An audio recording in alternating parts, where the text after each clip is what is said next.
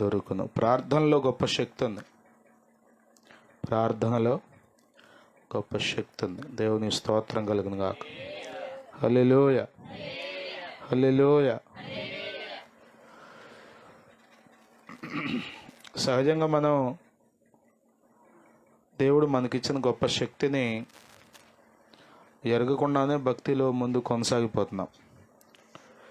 ప్రార్థనలో ఎంత శక్తి ఉందో, ఈ భక్తిలో ఎంత ఆశీర్వాదం, కృప దాగి ఉందో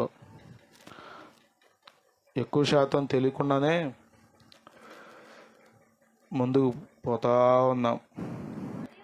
మరియు మనం ఆయన ఆజ్ఞలను గైకొనుచు ఆయన దృష్టికి ఇష్టమైనవి చేయుచున్నాము గనుక మనమేమి అడిగినను అది ఆయన వలన మనకు దొరుకును.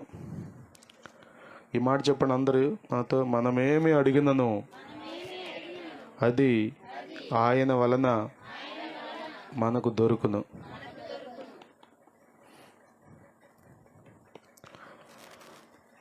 ఎంత అద్భుతంగా ఉంది కదా.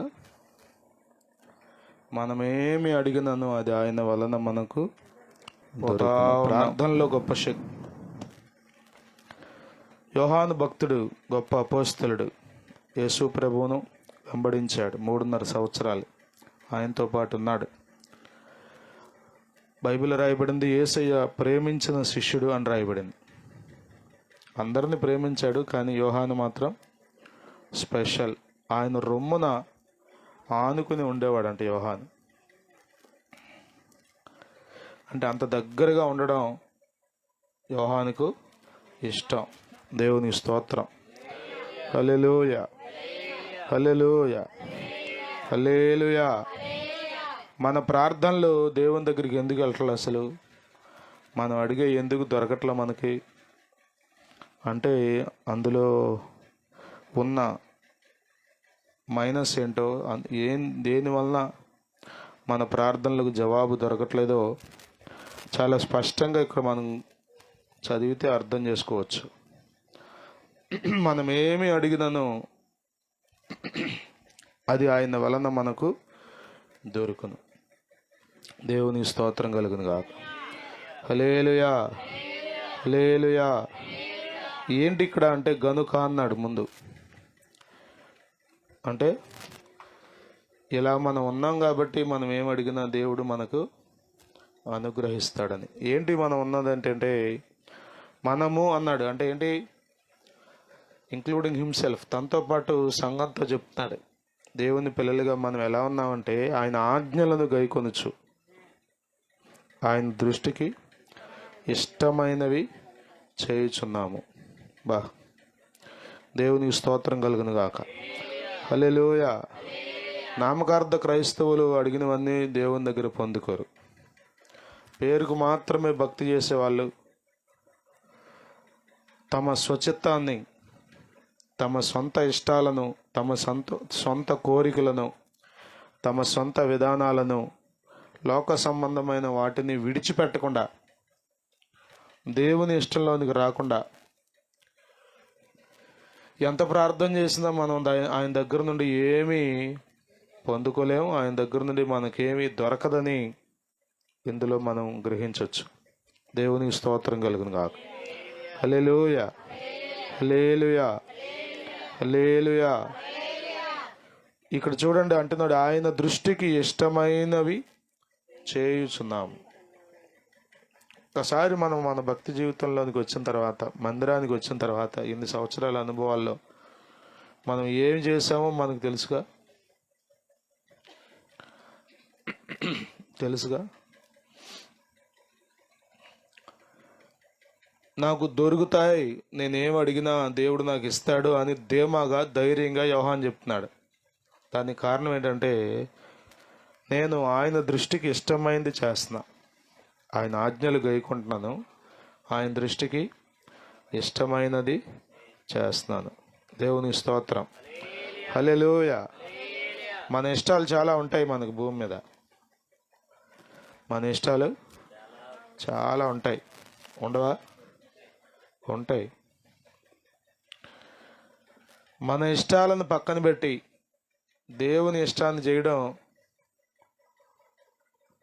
నిజమైన క్రైస్తవులుగా మనం దీన్ని అవలంబించుకోవాలి, అలవాటు చేసుకోవాలి. మన ఇష్టాన్ని చంపుకొని, మన ఇష్టాన్ని పక్కన పెట్టి, మన చిత్తాన్ని, మన మనసును పక్కన పెట్టి దేవుని ఇష్ట ప్రకారం చేయడం. దేవుని స్తోత్రం. హల్లెలూయా, హల్లెలూయా. ఆయన దృష్టికి ఇష్టమైనవి చేయుచున్నాము అని యోహాను చాలా ధైర్యంగా చెప్తున్నాడు. చెప్పగలమా మనం? రక్షణ పొందిన దగ్గర నుండి, ప్రభువుని తెలుసుకుని ఆయన్ని ఆరాధించడం మొదలుపెట్టిన దగ్గర నుండి మనం ఆయన దృష్టికి ఇష్టమైనవే చేస్తున్నామా? ఆలోచన చేయండి ఒకసారి.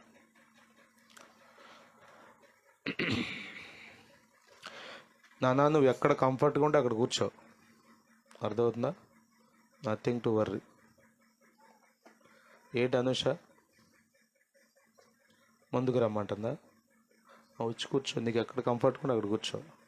నీకు అక్కడే కంఫర్ట్ ఉంటే అక్కడ కూర్చో. సరే, మనం ఆయన దగ్గర నుండి పొందుకోవాలంటే మనం ఆయన ఇష్టానికి విలువ ఇవ్వాలి. ఆయన ఇష్టం మన ఇష్టం అవ్వాలి కదా. ఇక నా ఇష్టం, నాకు ఇది అలవాటు, నేను ఇది చిన్నప్పటి నుంచి చేశాను అని ఇంకా మనం వాటిలోనే కొనసాగితే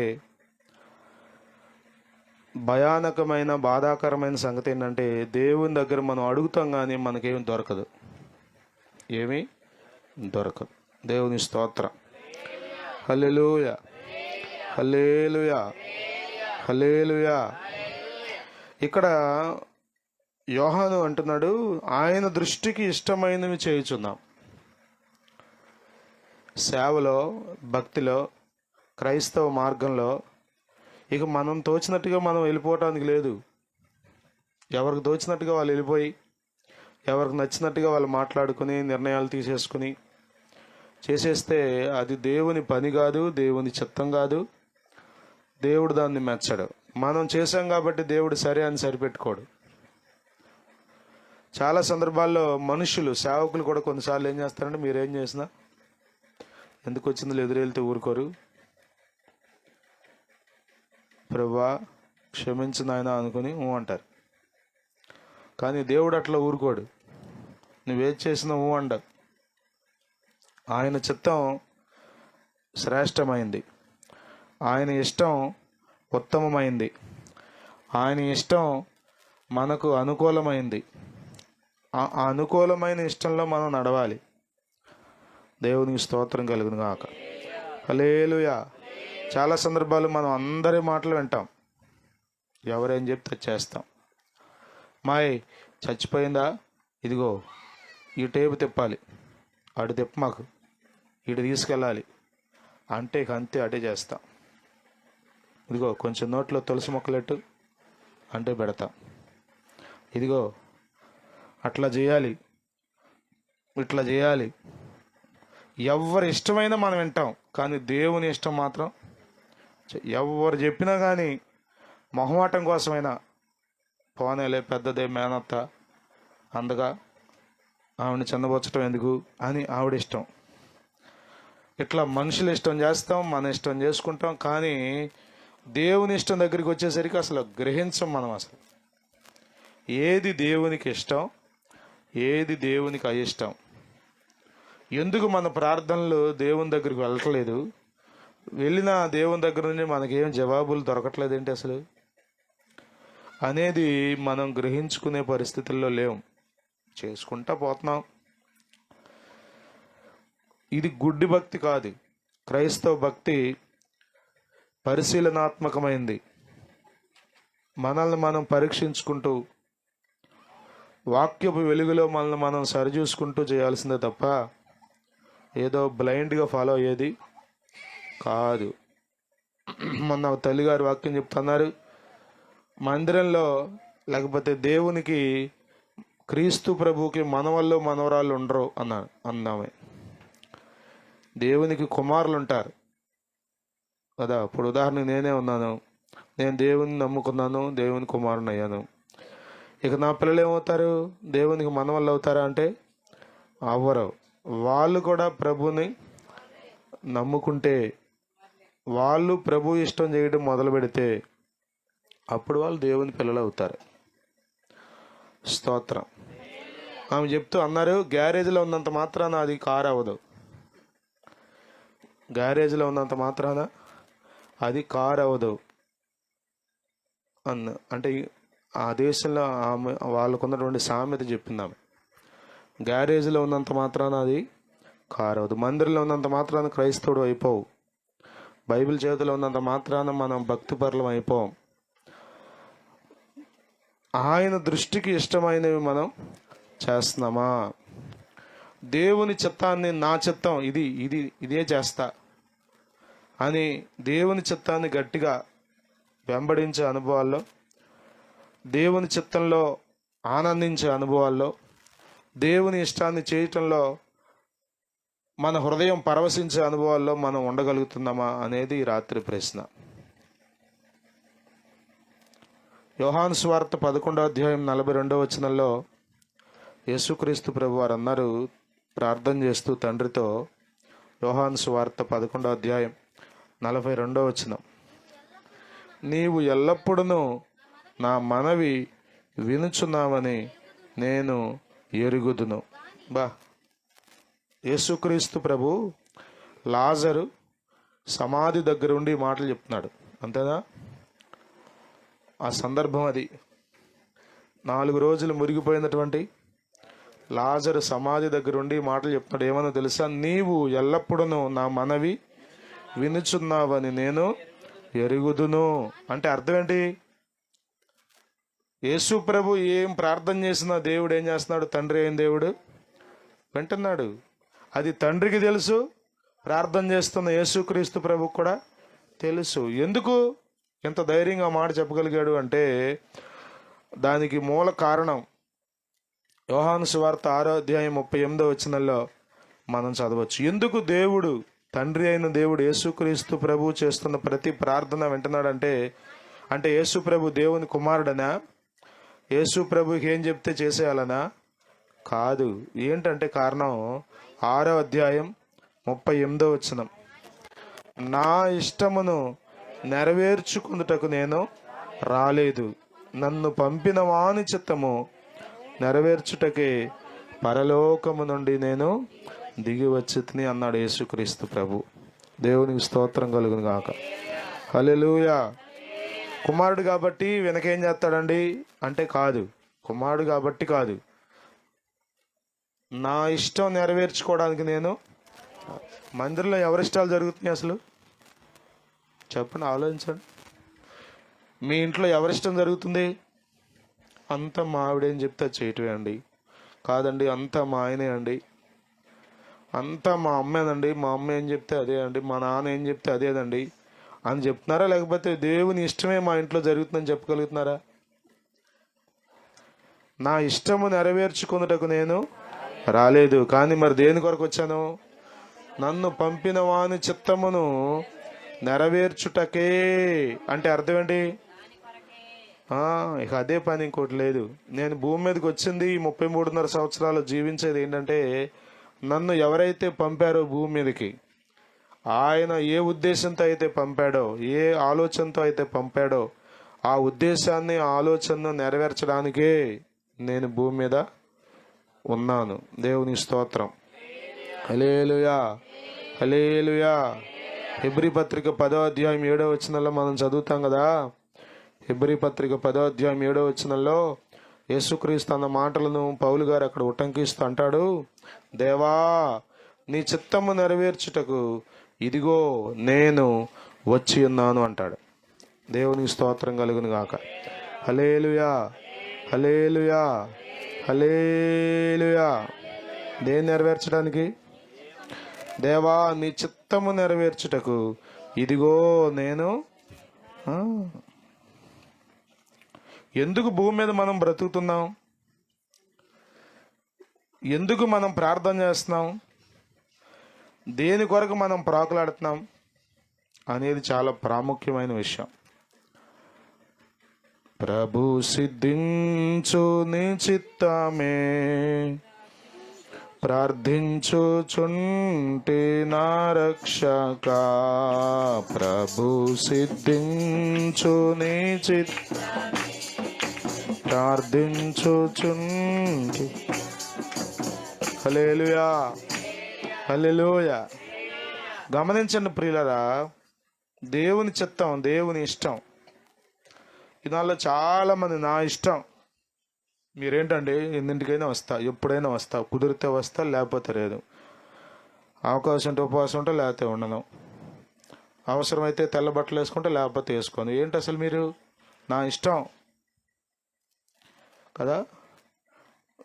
నా ఇష్టం అనేది అపవాది స్వరం. నా ఇష్టం అనేది దేవచిత్తానికి వ్యతిరేకమైన అనుభవం. అది మన ఇష్టాన్ని ఎప్పుడైతే చంపుకుంటామో అప్పుడు మన ప్రార్థనలో గొప్ప శక్తి ఉంటుంది. దేవునికి స్తోత్రం, హల్లెలూయా. మన ఇష్టాన్ని చంపుకోకుండా మీరు ఎంతసేపు ప్రార్థన చేసినా, ఎన్ని గంటలు ప్రార్థన చేసినా, దేవుని ఇష్టాన్ని నెరవేర్చకుండా మీరు చేసే ప్రార్థనలో శక్తి ఉండదు, మీకేమీ దొరకదు, మీకేమీ దొరకదు. నేనండి ఇన్ని దినాలు ఉపవాసం ఉన్నానండి, బాగానే ఉంది, కానీ దేవుని ఇష్టం చేసావు అసలు నీ జీవితంలో? యోహాను అదే అన్నాడు, మనం ఆయన ఆజ్ఞలను గైకొనుచు ఆయన దృష్టికి ఇష్టమైనవి చేయుచున్నాము గనుక మనమేమి అడిగినను అది ఆయన వలన మనకు దొరుకును. ఆయన దృష్టికి ఇష్టమైనవి, ప్రభు దృష్టికి ఇష్టమైనవి మనం చేస్తున్నామా? వాక్యాన్ని మనం గ్రహించగలుగుతున్నామా? దేవుని చిత్తం ఏంటో మనం గ్రహించుకుని అందులో నడవగలుగుతున్నామా? 40వ కీర్తనలు అంటాడు దావీదు, దేవా నీ చిత్తము నెరవేర్చుట నాకు సంతోషం అంటాడు. నీ చిత్తము నెరవేర్చుట నాకు సంతోషం. ఏది సంతోషం?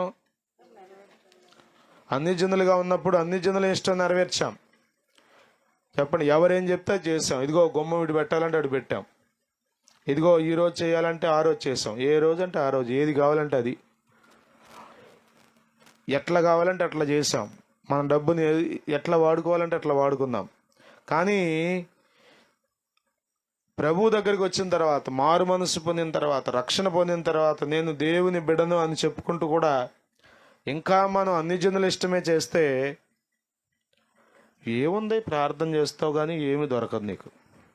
మందిరానికి వస్తావు కానీ ఆనందించలేవు, కృపను పోగొట్టుకుంటావు, చేయరాని కార్యాలు చేసే అనుభవాల్లోనికి దిగజారిపోతావు. దేవుని ఇష్టం చేయడం, ఈ విషయంలో మనం ఎంతవరకు సక్రమంగా ఉన్నామనేది ఒకసారి పరీక్ష చేసుకుందాం. మన చిత్తాన్ని, మన ఇష్టాన్ని పక్కన పెట్టి దేవుని చిత్తానికి మనల్ని మనం అప్పగించుకున్నప్పుడు, దేవుని ఇష్టం చేయడానికి మనం మన హృదయాన్ని స్థిరపరచుకున్నప్పుడు దేవుడు మనల్ని విడిచిపెట్టడు. మనం ఆయనను ఏది అడిగినను ఆయన వలన మనకు అది దొరుకును అన్నాడు. ఎంత ధైర్యం యోహాను కదా.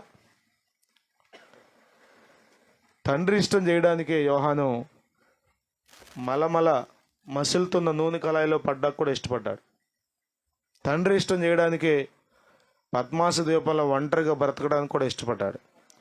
తండ్రి ఇష్టం చేసినందుకే అనేకమైన శ్రమలను అపోస్తులు అనుభవించారు, కానీ వారు మాత్రం తండ్రి ఇష్టాన్నే చేశారు. దేవుని స్తోత్రం. ఆయన దృష్టికి ఇష్టమైనవి మనం చేయకుండా మనం ఎన్ని మాటలు చెప్పినా, ఎన్ని పాటలు పాడినా, ఎన్ని ప్రసంగాలు చేసినా ఊరకే మనుషుల దృష్టిలో గొప్ప భక్తులుగా కనబడతాం తప్ప దేవుని దగ్గర నుండి మనమేమి పొందుకోం.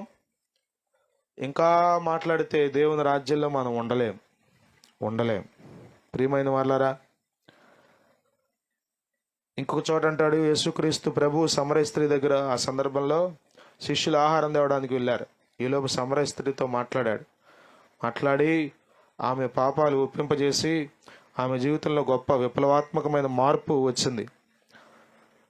ఈమె ఊళ్ళోకి వెళ్ళి నేను చేసినవన్నీ చెప్పి నీ మనుష్యుని చూడండి, ఈయన క్రీస్తు కాడా అని ఊళ్ళో వాళ్ళందరూ పోగేసుకొచ్చే టైంలో ఈలోపు వాళ్ళు వచ్చారు, భోజనం చేసి వచ్చారో పొట్లాలు పట్టుకొచ్చారో, మొత్తానికి అప్పుడు ఆహారం తీసుకొస్తే, మీకు తెలియని ఆహారం నాకు ఉంది అంటే ఈ మొత్తానికి ఎవరో పలావ్ పంపించేసినట్టున్నారు అయ్యగారికి, వాయి తీసేసినట్టున్నాడు, అయిపోయింది, ఇక మనం ఏమంటే పరుగులు తెస్తున్నాం అన్నం కోసం, ఆయనకు దొరికినట్టు తినేశాడు అనుకున్నారు వాళ్ళు.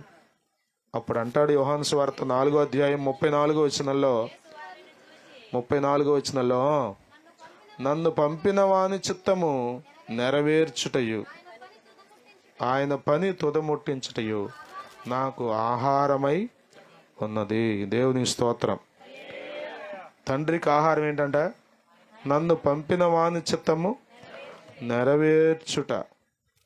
దేవుని స్తోత్రం. హల్లెలూయా. గెత్సెమనే తోటలో ప్రార్థన చేశాడుగా, ప్రభు ఆయనా నా వల్ల కాదయ్యా ఈ గిన్నె నా దగ్గర నుండి తీసేనాయనా. మళ్ళా ఏమన్నాడు? నా ఇష్టము అసలు యేసు ప్రభు అండి దేవుని కుమారుడు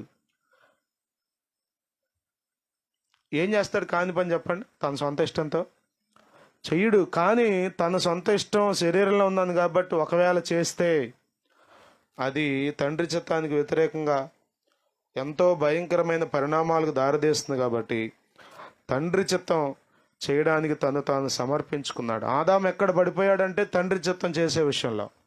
చెప్పాడు తండ్రి చాలా స్పష్టంగా, ఇదిగో అన్ని వృక్ష ఫలాలు నీవు తినొచ్చు. చెప్పండి, ఎన్ని చెట్లు పెట్టాడో తండ్రి, కానీ ఒకటి తినొద్దన్నాడు. తినాల్సినవి ఎన్ని ఉన్నాయి? అన్కౌంటబుల్, కౌంట్లెస్, లెక్క పెట్టలేనన్ని వృక్షాలన్నీ తినొచ్చుగా. కానీ ఏదైతే తండ్రికి ఇష్టం లేదో, ఏదైతే తండ్రి వద్దన్నాడో అదే తిన్నాడు. ఏదేదో కారణాలు చెప్పాడు, కానీ తండ్రి చిత్తాన్ని నెరవేర్చే విషయంలో ఆదాము అవ్వలు ఫెయిల్ అయిపోయారు.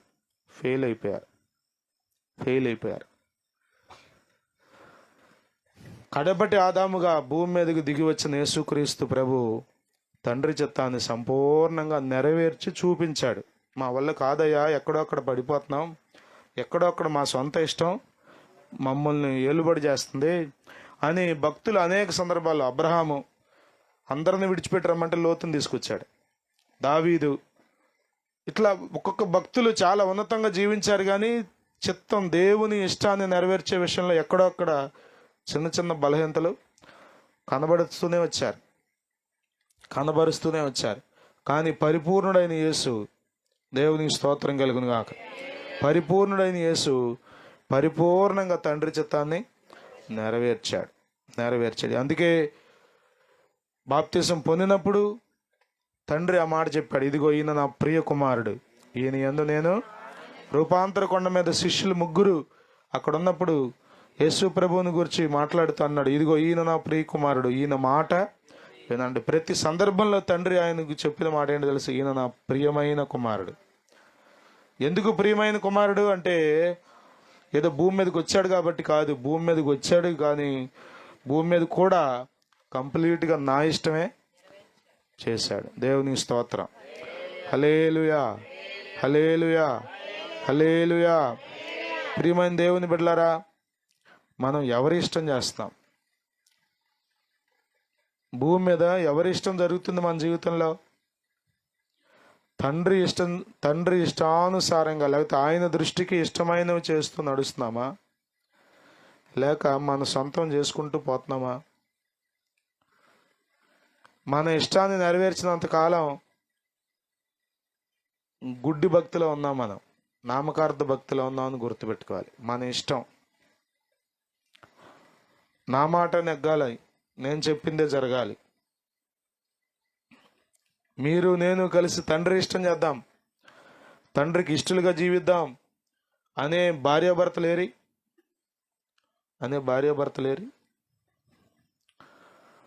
ప్రియమైన దేవుని బిడ్డలారా, ఆయన దృష్టికి ఇష్టమైనవి చేయడమే.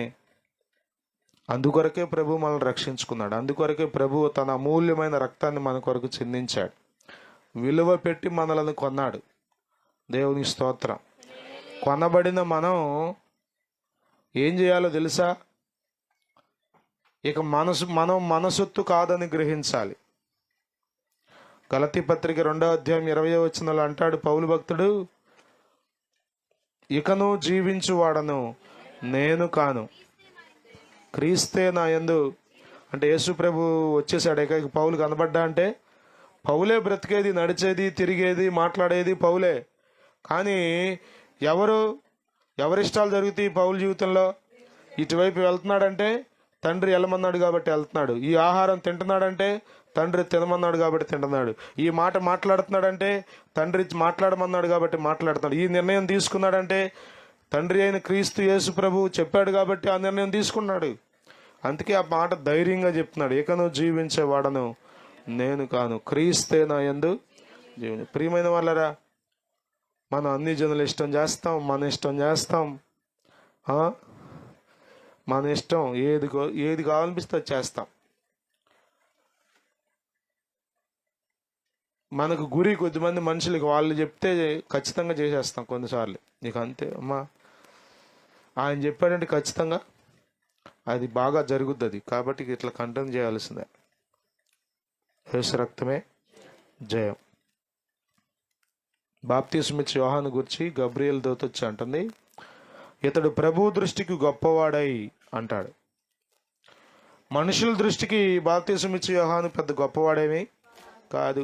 మిడతలు తినేవాడు, తేనె తినేవాడు,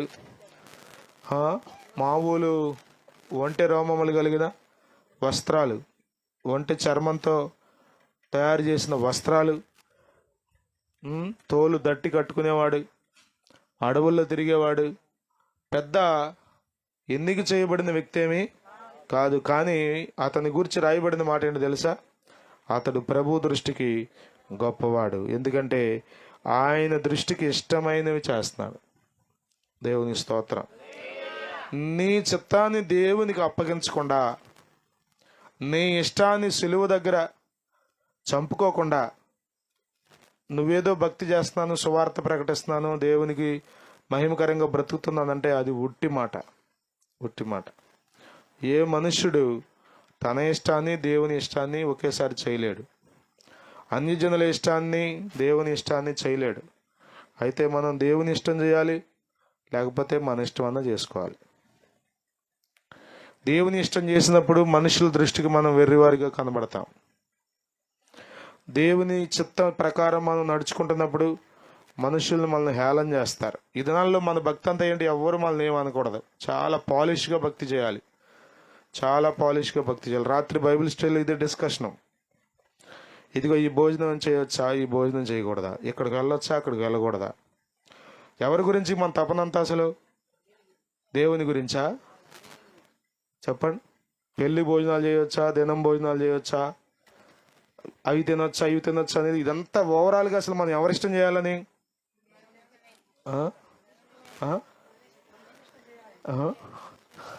దేవుని ఇష్టం చేయాలన్నప్పుడు పెద్ద కన్ఫ్యూజన్ ఏమి ఉండదు మనకి. మనం మనుషులు ఇష్టం చేయాలనుకున్నప్పుడు మనుషుల్ని బాధ పెట్టకూడదు, మనుషులు మనం బట్టి ఏం అనకూడదు అనుకున్నప్పుడు ఏం చేస్తాం? వాళ్ళు ఇష్టం చేయడానికి వీలైనంత వరకు దీన్ని మనం మన వాక్యాన్ని ఎట్టకుండా అటు తిప్పుకొని స్తోత్రం అనుకుంటూ వెళ్తాం. మళ్ళా యేసు రక్తమే జయం వంట వస్తాం. మళ్ళీ వచ్చేటప్పుడు మళ్ళీ ఏమన్నా వెనకాల వస్తాయేమోనని. తండ్రి ఇష్టం చేసినప్పుడు ధైర్యంగా ఉంటావు నువ్వు. తండ్రి ఇష్టం చేసినప్పుడు ఇక మనుషుల గురించి పెద్దగా ఆలోచన చేయవు. మన లోకంలో ఉన్నాం, మనుషుల మధ్యలో ఉన్నాం, సమాజంలో ఉన్నాం. ప్రజలందరూ తండ్రి ఇష్టమే చేయరు. మనం తండ్రి ఇష్టం చేసేటప్పుడు మనల్ని తృణీకరిస్తారు, మనల్ని చాలా చులకనగా మాట్లాడతారు, హేళన చేసి మాట్లాడతారు. అయినప్పటికీ మనం తండ్రి ఇష్టం చేసినప్పుడు గొప్ప కృప ఏంటో తెలుసా? మన ప్రార్థనలో గొప్ప శక్తి ఉంటుంది. దేవుని స్తోత్రం. మనం ఏమి అడిగినను అది ఆయన వలన మనకు దొరికిన మాటలు ముగిస్తున్నా. నేను వాక్యం చెప్పడానికి వేరే చోటుకి వెళ్ళాలి, అందుకని ముందే ప్రారంభించా. కాబట్టి జ్ఞాపకం చేసుకోండి, మనం ఏమి అడిగినను అది ఆయన వలన దొరికింది. ఎప్పుడు? ఆయన దృష్టికి ఇష్టమైనవి చేసినప్పుడు. ఈ రాత్రి ప్రశ్న ఏంటంటే, మనం దేవుని దృష్టికి ఏమైనా ఇష్టమైనవి చేస్తున్నామా? మన చిత్తాన్ని చంపుకున్నామా? మన ఇష్టాన్ని చంపుకున్నామా? మన కోరికలను చంపుకున్నామా? శరీరంలో ఆనందించడం మానేసి ఆత్మలో ఆనందించడం ఎప్పుడైనా అలవాటు చేసుకున్నామా? 37వ కీర్తనలు అంటాడుగా దావీదు, యెహోవాను బట్టి సంతోషించుము, ఆయన నీ హృదయ వాంఛలను తీర్చును. యెహోవాను బట్టి సంతోషించుము. ఆయనకి ఇష్టమైనవి చేసేటప్పుడు నీకు ఆనందం కలుగుతుందా? పిల్లలుగా ఉన్నప్పుడు, మేము చిన్నపిల్లలుగా ఉన్నప్పుడు కళాయిగుంట మందిరానికి వెళ్ళడానికి గోల పెట్టేవాడిని నేను. అక్కడే ఉన్నాడా, అది ఇది ఓ మొదలు. ఎందుకని ఎక్కడైతే కొంచెంసేపు ఆడుకోవచ్చు, హై స్కూల్ గ్రౌండ్కి వెళ్ళని. చిన్నప్పుడు బలవంతంగా వెళ్తాం, కానీ యేసు ప్రభు ఎవరో, ఆయన ప్రేమ ఎంత గొప్పదో, ఆయన మన కొరకు చేసిన సిలువ త్యాగం ఎంత శ్రేష్టమైందో అర్థమైతే ఇంకా మన ఇష్టం ఏం చేస్తాం? ఆయన తలంపులు మన తలంపుల కంటే శ్రేష్టమైనవి. ఆయన ఉద్దేశాలు మన ఉద్దేశాల కంటే ఎంతో ఉన్నతమైనవి. ఆయన మార్గాలు మన మార్గాల కంటే ఎంతో గొప్పవి. ఉన్నతమైన తలంపులను దేవుడు మన పట్ల కలిగి ఉంటే ఆయన ఇష్టం చేయడానికి మనకేంటి చెప్పండి బాధ? మనకంటే ఎక్కువగా మన గురించి ఆయన ఆలోచిస్తున్నాడు. మనకంటే ఎక్కువగా మన గురించి ఉన్నతమైన ప్రణాళికలు మన పట్ల ఆయన కలిగి ఉన్నాడు. ఎడ నీకున్న తలంపులు బహు విస్తారములైయున్నవి,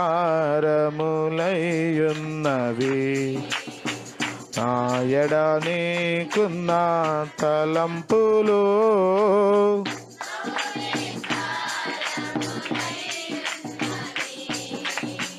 వాటిని వివరించి చెప్పాలనే, వాటిని వివరించి చెప్పాలనే, అవి అన్నీయును లెక్కకు మించినవైయున్నవి, వయ్యున్నవి. నా ప్రాణ ప్రియుడా, నా యేసు ప్రభువా, నా జీవితం అంకితం నీకే, నా జీవితం అంకితం. నా ప్రాణ ప్రియుడా, నా యేసు ప్రభువా, నా జీవితం నీకే, నా జీవితం అంకితం. హల్లెలూయా. యవ్వనస్తులు దేవుని ఇష్టం చేయండి. మీరు మీ జీవితాన్ని దేవుడు ఎంతగా ఆశీర్వదిస్తాడో. మీరు వేసుకునే బట్టల విషయంలో, మీరు అలంకరించుకునే విషయంలో, మీరు నడిచే మార్గం విషయంలో, దేవుని చిత్తాన్ని చేయడానికి మిమ్మల్ని మీరు దేవునికి అప్పగించుకోండి. ప్రభువా, నీ చిత్తం చేయడానికి నేను ఇష్టపడుతున్నాను. నన్ను విరుస్తావో వంచుతావో ఎట్లా చేస్తావో నాకు తెలియదు, కానీ నన్ను నీ చిత్తంలో నడిపించు ప్రభువా. అంకితం చేసుకుంటారా? ఓరకే భక్తి చేస్తే కుదరదు. నికార్సైన భక్తి మనం చేయాలి. ఇప్పుడున్న పెద్ద సమస్య ఏంటో తెలుసా? సంఘాల్లో మనుషులు ఉన్నారు, కానీ ఎంతమంది దేవుని ఇష్టం చేస్తున్నారంటే అందరికీ డౌటే. ఖచ్చితంగా నిర్భయంగా నేను దేవుని ఇష్టం చేస్తున్నాను. ఇదిగో నా పెళ్ళిలో దేవుని ఇష్టం జరిగింది, ఇదిగో మా నాన్నగారు చనిపోయినప్పుడు దేవుని ఇష్టం జరిగింది, మా ఇంట్లో జరిగే ప్రతి కార్యక్రమంలో, తీసుకునే ప్రతి నిర్ణయంలో దేవుని చిత్తమే చేశా, వాక్య ప్రకారమే చేశా, తండ్రిని సంతోషపెట్టేటట్లు చేశా అని ధైర్యంగా గుండెల మీద చేసి చెప్పగలవా? చెప్పలేని పరిస్థితులు, చెప్పలేని పరిస్థితులు. ఆశ్రయంబుల్ ఆశలెల్లా అంకితమయ్యా, ఆశ్రయంబుల్ ఆశలెల్లా అంకితమయ్యా, అంకితం నీకే దేవా, అందుకోవయ్యా,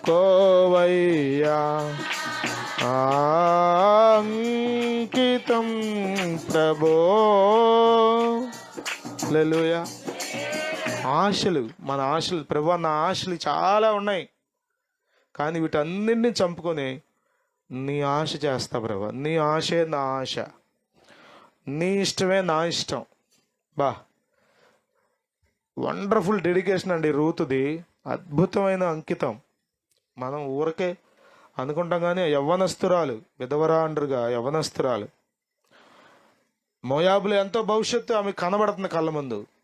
బెత్లెహేములో ఆమెకు భవిష్యత్తు కనబట్టల. కానీ బెత్లెహేము వెళ్ళడానికే అత్తతో పాటు నిర్ణయం తీసుకుంది, అంకితం చేసుకుంది. ఆమెను చూసిన వాళ్ళందరూ ఎగతాళి చేసి ఉండొచ్చు, దీని పిచ్చమొహంది, ఇది పిచ్చి నిర్ణయం తీసుకుంది, దీని బతుకు నవ్వులు పాలు అయిపోద్ది, అక్కడ మొద్దుబారిన మోడు బారిపోయిన చెట్టులాగా అక్కడ మిగిలిపోద్ది, చూడు ఓర్ప ఎంత మంచిదో తెలివైందో అనుకుని ఉంటారు.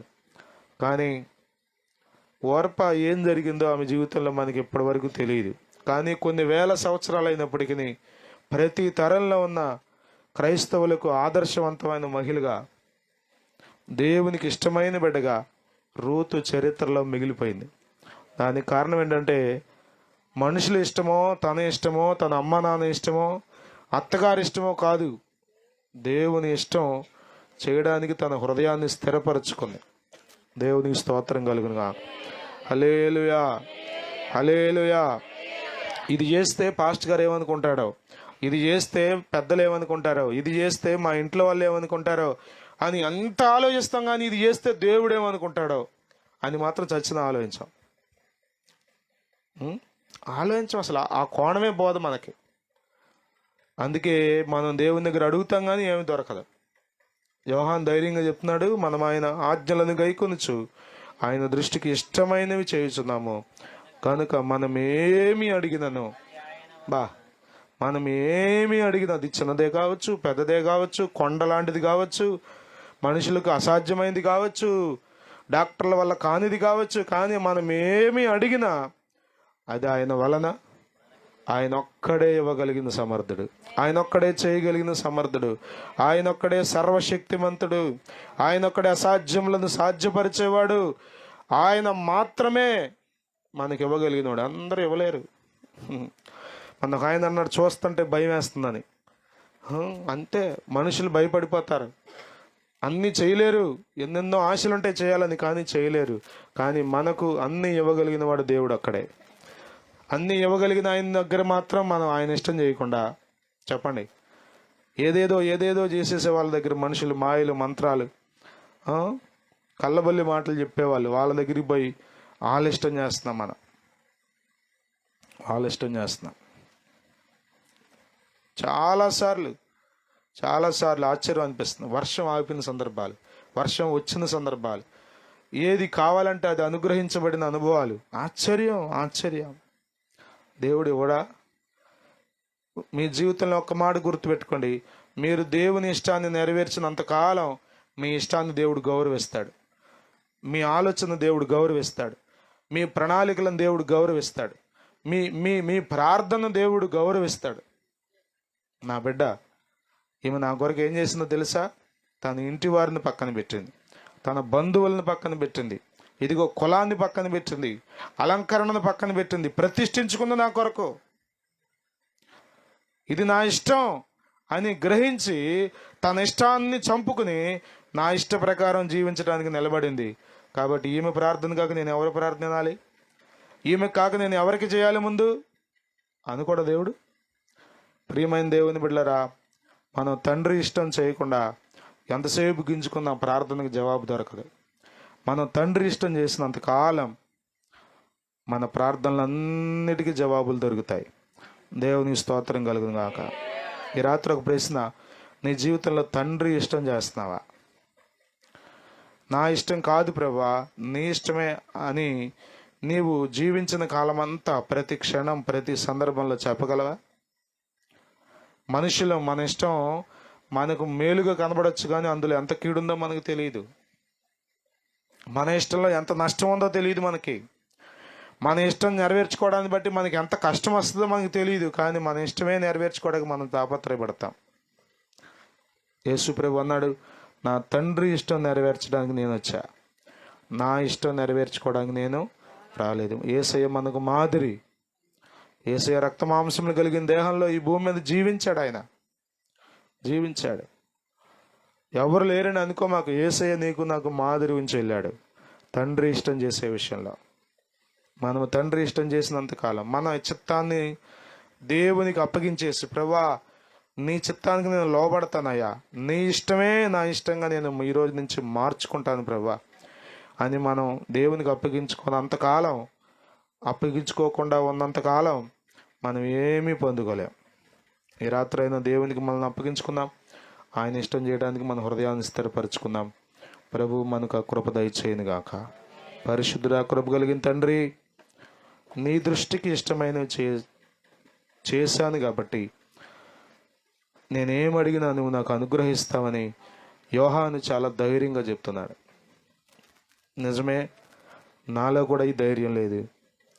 అనేక మార్లు విశ్వాసుల ఇష్టం, ఇంట్లో వాళ్ళ ఇష్టం, బంధువుల ఇష్టం, నా సొంత ఇష్టం నెరవేర్చుకుంటూ మభ్య పెట్టుకుంటూ బ్రతుకుతున్నాను. ప్రభువా క్షమించండి.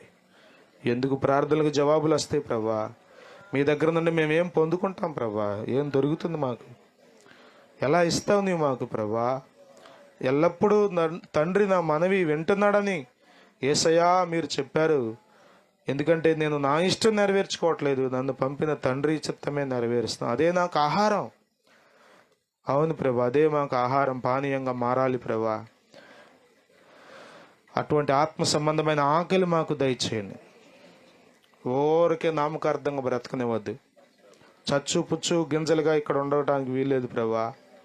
నికార్సైన భక్తి చేయడానికి, మొహమాటానికి పోకుండా నీ ఇష్టం నెరవేర్చే విషయంలో నమ్మకస్తులే ఉండడానికి మాకు సహాయం చేయండి. ప్రభు దృష్టికి గొప్పవాడని బాప్తిస్మం ఇచ్చి యోహాను సాక్ష్యం పొందాడు. నాయనా, మనుషులు ఒకవేళ తక్కువగా కనిపించవచ్చు, కానీ స్త్రీలు కనిన వారిలో అంత గొప్పవాడు ఎవరు లేరని ఆయన మీరు చెప్పారు సాక్ష్యం. అందుకొరకు మీకు స్తోత్రం చెల్లిస్తూ అటువంటి గొప్ప సాక్షి జీవితం మాకు దయచేయండి. మా ఇష్టాన్ని చంపుకుని ఇకను జీవించేవాడని నేను కాను, క్రీస్తే నా యందు జీవించుతున్నాడని చెప్పగలలాగా మాకు సహాయం చేయండి. నీ వాక్యం మా అందరి హృదయాల్లో ఫలింపు చేయండి. మిగిలిన సమయం అంతా ప్రయోజనకరంగా చేయండి. ప్రయాణాల్లో తోడై నుండి బలపరిచి వాడుకోనండి. యేసుక్రీస్తు నామములో అడిగి వేడుకొంచున్నాము తండ్రి, ఆమేన్. హల్లెలూయా, హల్లెలూయా. పామర్